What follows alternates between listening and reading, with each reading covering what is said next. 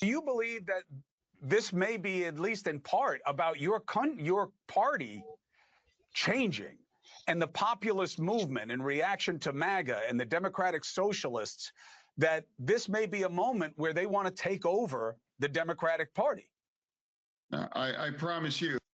Oh, he's talking about how AOC and all these other socialist parties are trying to take over the Democratic Party, which would be insane.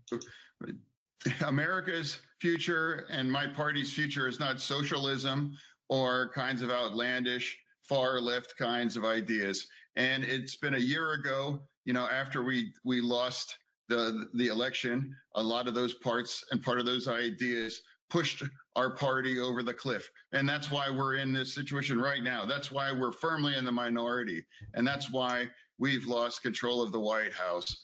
So some people, if you think that's a solution, that's fine, but it's going to be a competition of ideas, and we know that's not going to prevail. What's going to prevail is common sense. What's going to prevail, choosing this country over, part of the extreme in our party. What's going to prevail is common sense, and I do believe, for me, in the kinds of chaos that we have in this Trump administration, we should respond with order and logic and patriotism, and not shutting down our government right now. And that's where I'm at.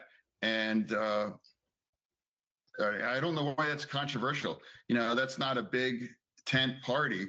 If you're not allowed to have the opinion that it's wrong to shut our government down and put these people in the middle of it, and now referred to as you're a traitor, or saying all these other.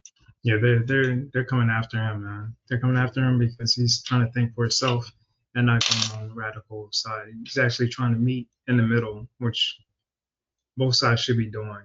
And it's sad because both sides, like, if you're not on one side, you're considered a traitor, and that's on both sides, instead of doing what's right for the American people.